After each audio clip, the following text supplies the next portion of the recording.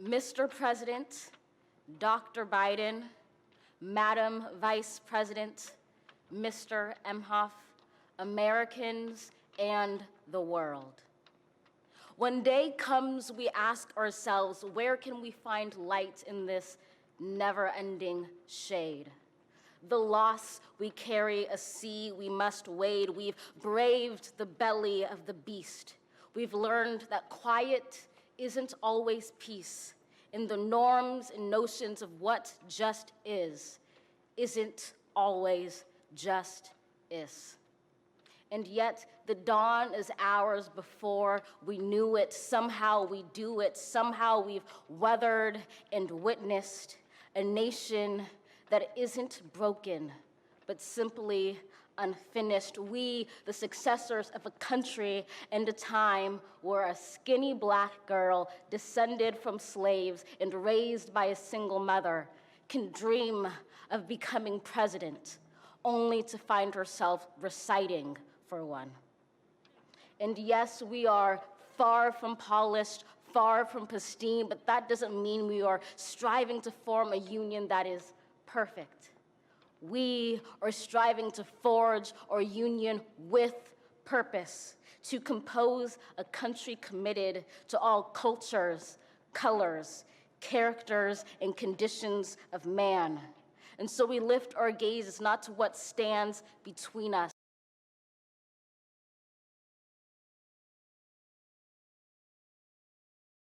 but what stands before us. We close the divide because we know to put our future first, we must first put our differences aside. We lay down our arms so we can reach out our arms to one another. We seek harm to none and harmony for all. Let the globe, if nothing else, say this is true.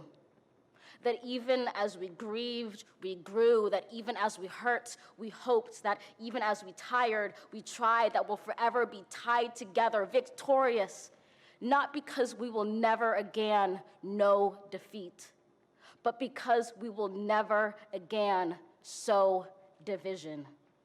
Scripture tells us to envision that everyone shall sit under their own vine and fig tree, and no one shall make them afraid.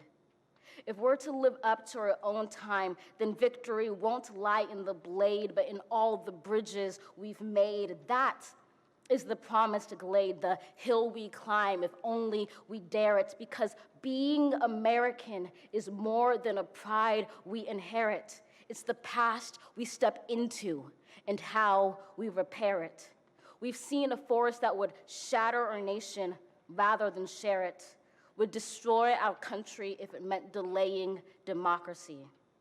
And this effort very nearly succeeded. But while democracy can be periodically delayed, it can never be permanently defeated.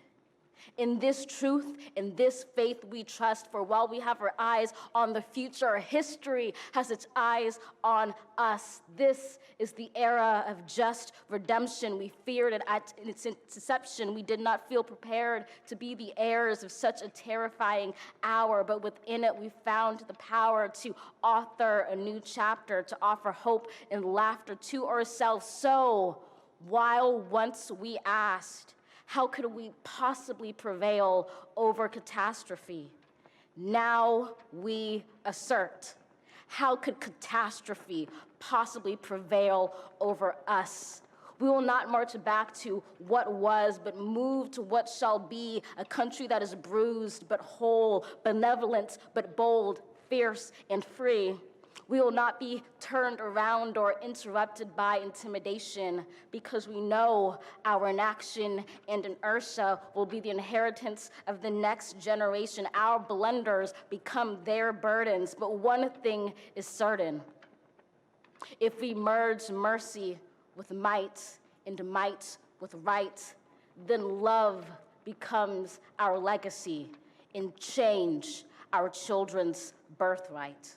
So let us leave behind a country better than the one we were left. With every breath from my bronze-pounded chest, we will raise this wounded world into a wondrous one. We will rise from the gold-limbed hills of the west. We will rise from the wind-swept northeast, where our forefathers first realized revolution. We will rise from the lake-rimmed cities of the Midwestern states. We will rise from the sun-baked south. We will rebuild, reconcile, and recover in every known nook of our nation, in every corner called our country. Our people, diverse and beautiful, will emerge battered and beautiful. When day comes, we step out of the shade, aflame and unafraid. The new dawn blooms as we free it.